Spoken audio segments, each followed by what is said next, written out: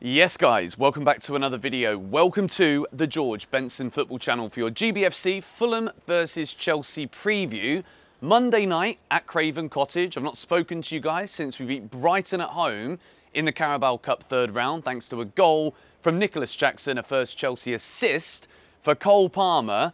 But we go into this game not able to see that partnership developing anymore because somehow, even after 7 games or 6 games, whatever it is, the Premier League season, Nicholas Jackson has gone and got himself suspended. There is also the regular form of Ben Chilwell, once again picking up another serious injury, taking him out of the team. You've got Malo Gusto suspended. Reece James isn't ready to return. Chukwuemeka's not ready to return. So once again, Pochettino is left in a position here where we're probably going to have to see another brand new Chelsea lineup.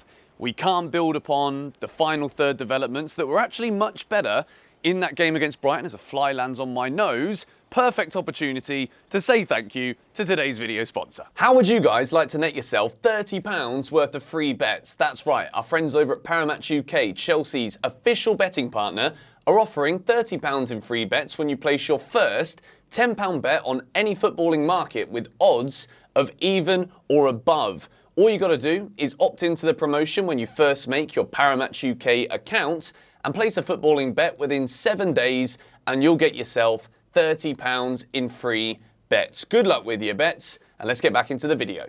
And we are back. Mauricio Pochettino's Chelsea. We need to build on the result that we got against Brighton in the Cup. The Premier League, we know, is the most important competition. Chelsea is still going to be having goals to reach the Champions League this season, as much as right now, because we're not scoring many goals, because we're not playing the best football, we're not necessarily seeing the kind of style that we thought we were going to get under Pochettino. After that win against Brighton, after watching it back, I didn't watch the game live, but having watched the game back again, we can see that there is a lot of potential within this Chelsea team. A lot of the passing in the final third was looking a lot better. We were getting into good positions. And I think the frustrating thing is when you look at the 2 games that we've got next, both away from home, no easy game in the Premier League as we found out already this season.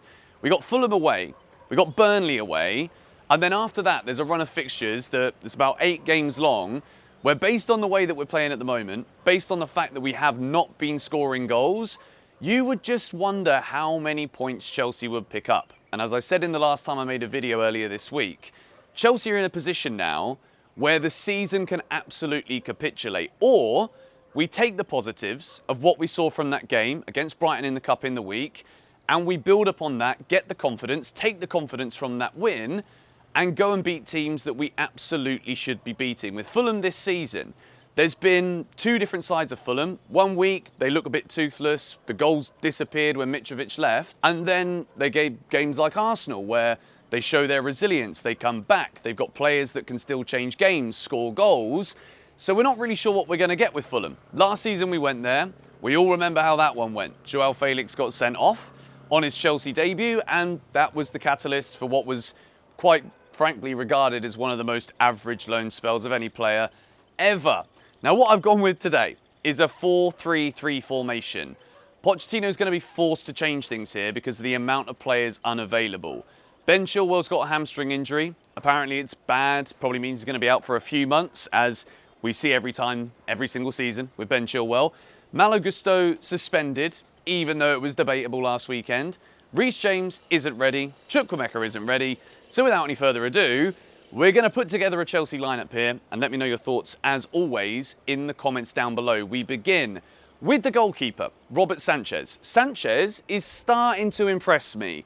I'll say the same that I've said all season long. I don't necessarily think he is a top-level goalkeeper that enables the biggest teams and the best teams in England and in Europe to be a level above.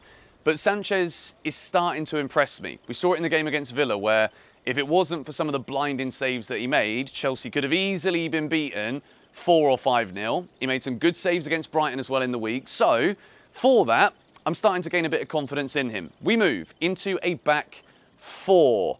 Now, I think it could be a back 3, but with the amount of personnel that we have out, I just for 1 second do not want to see Raheem Sterling playing right wing back. So for that reason, I've gone with a flat back 4. We're going to go Axel Disasi as the right back. We've heard that he can play there. We've seen him do it before.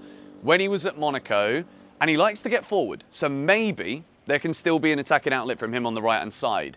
Centre-back partnership, Thiago Silva and Levi Colwill. I'm not fully convinced that Thiago Silva is at the level right now that we've been so used to over the years. I do think we are seeing a bit of a decline, but at this point, putting him alongside Levi Colwill, bringing Levi into his natural position.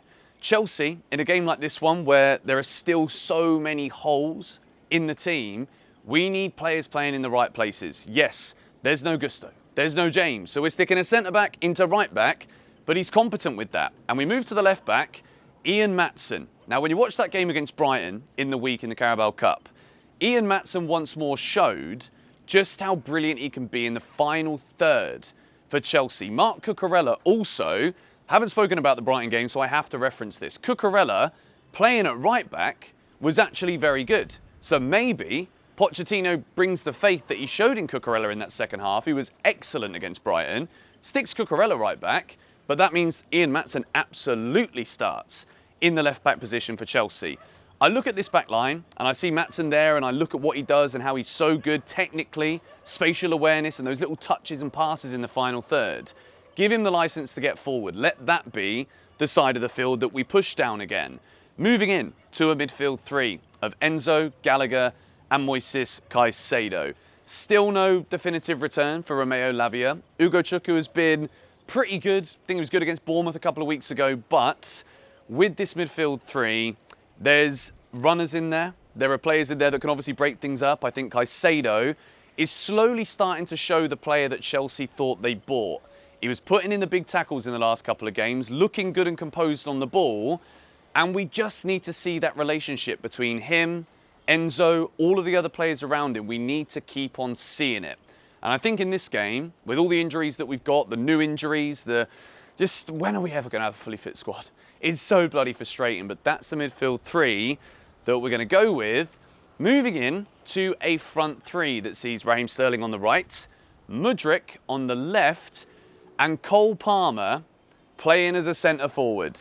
Armando Broja, I don't think he's fit enough and ready yet to be starting Premier League games with the high intensity, high octane level in the Premier League. Pochettino's hinted at it. He's been out for a very, very long time. He doesn't look sharp, in my opinion. From what I've seen in the last couple of games where he's played and got minutes, he doesn't look sharp enough. So Cole Palmer, he's started to bring so much more dynamism to that Chelsea front line.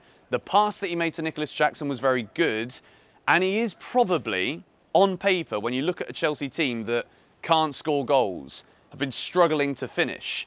You look at some of the goals he scored at City and you're like, well, if we're struggling to get the ball in the back of the net, you get your best finishers in the most advanced positions to get them the chances to be the ones to put the ball in the back of the net. So for that reason, with Nkunku out, Broja not fully ready, Jackson suspended, I think it's time for Cole Palmer to be given that role. Maybe it's like a bit of a false nine. You've got Maatsen getting forward on that left-hand side. Mudryk can also cut inside.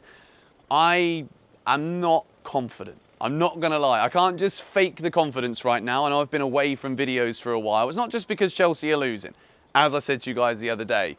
But I do think we might get a result here. And I think that mainly because if we don't, when you see that run coming up, it could be a disaster. So I'm going to go with a 2-1 Chelsea win. I think Fulham will score. I think it's going to be an entertaining West London derby. Fulham are going to be confident. They got a result against us there last season. And Chelsea in the Premier League, it has been awful. But it has to change, doesn't it?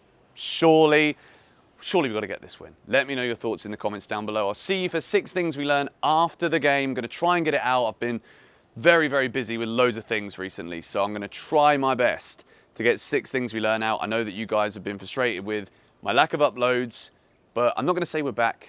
Just bear with me. I'm going to try and get as much content out as I possibly can. Chelsea to win tomorrow night. I bloody pray. Come on, you Blues.